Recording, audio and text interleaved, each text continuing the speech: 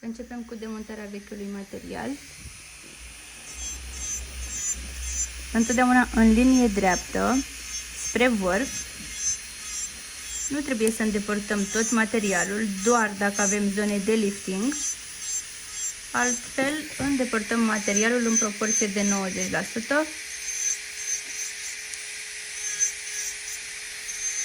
Deci cam așa, la mine a mai rămas material, baza o are sigur și încă puțin din cover.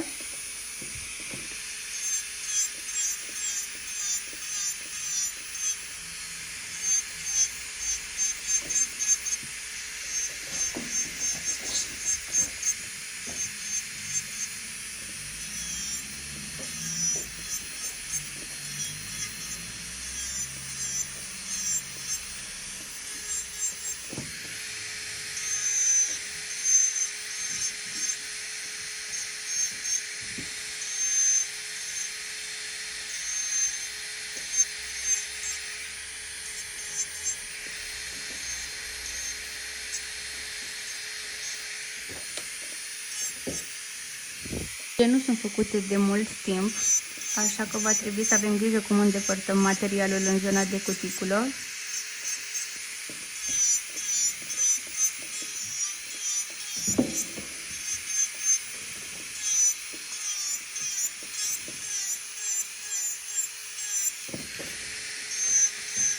Dacă aveți ventilator, este indicat să îl folosiți. Eu nu i-am dat drumul pentru că nu vreau să se audă zgomotul lui.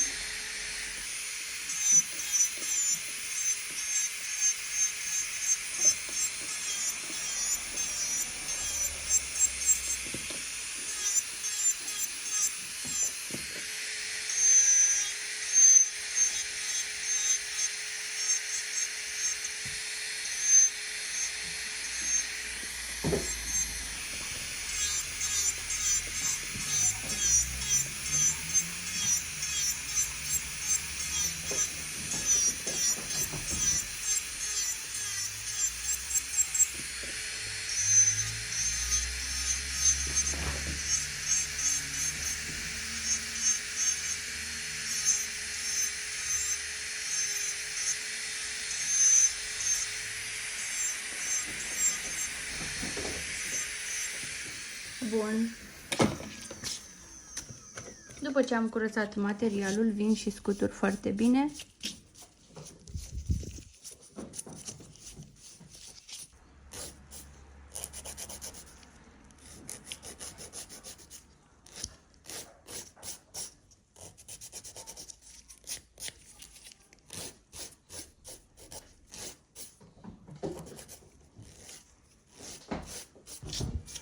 După ce am dat formă, vin cu pusherul și împing cuticula.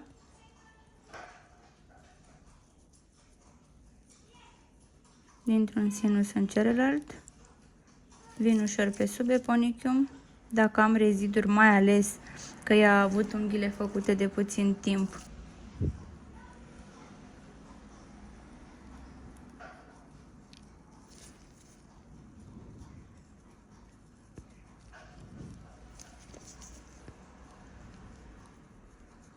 după ce am împins cuticula, vin și schimb bitul.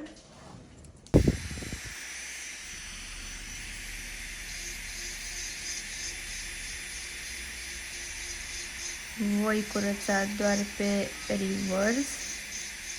Ea are cuticula tăiată de puțin timp, așa că nu trebuie să intrăm foarte, foarte mult.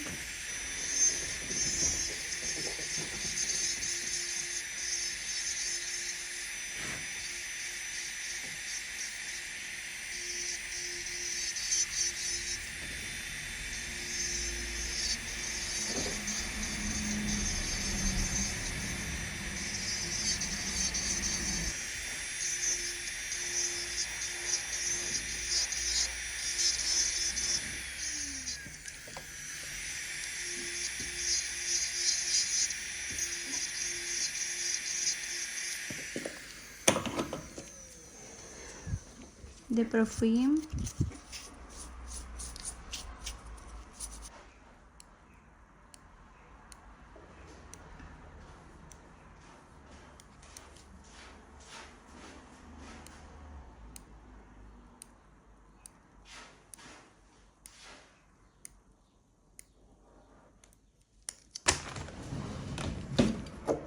Iau un șervețel umed, îl pun pe capătul pușărului, după care vin pe sub eponichium și în șanțurile periunghiale să scot praful. Aplicăm uniform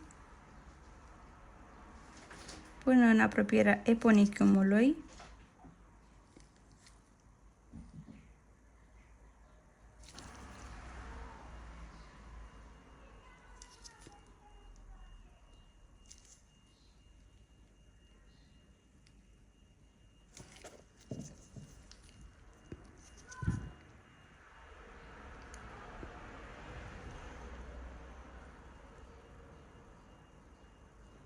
Vin cu stratul periat. Acum am atins foarte puțin aici și șterg și uscăm pentru 30 de secunde. Vin cu o bază rubber alb lăptos. Voi aplica un strat periat.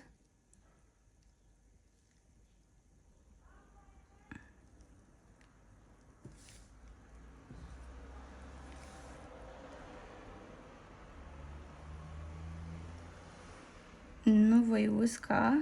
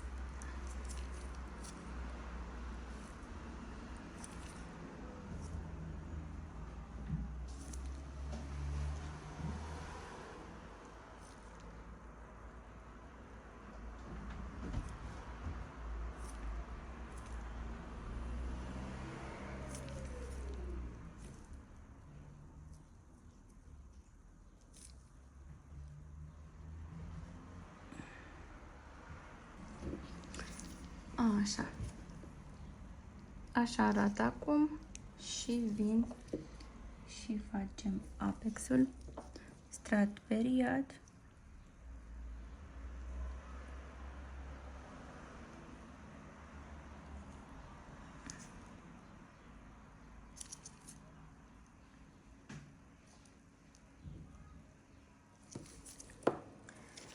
Dacă vă curge, ștergeți.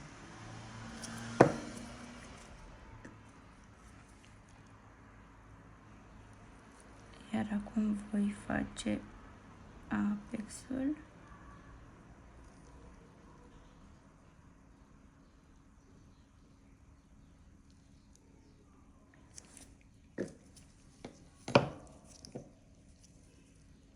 Întoarcem. Bun, dacă este nevoie, voi trage dinspre vârf. Verific blicul. Da, dar la noi nu prea se vede de la lumină.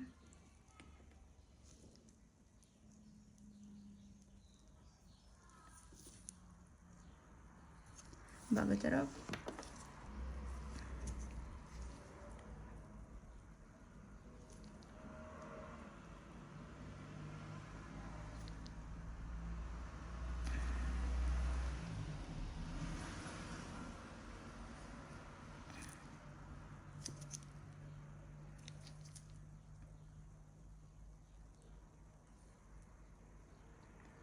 Vin și formăm apexul.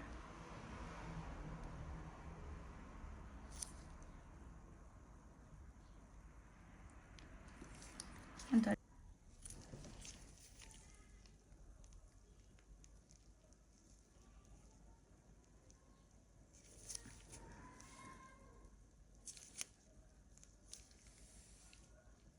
Hai, bagă.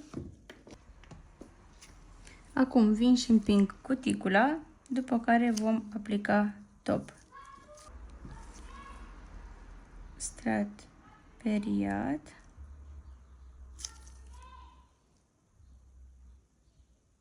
Foarte bine peste tot.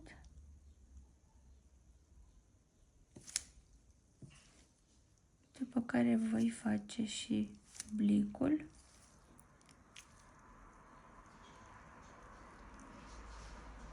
Întoarcem un pic. Întoarcem, verificăm blicul dacă s-a format. După care uscăm. Acum vin și finisez.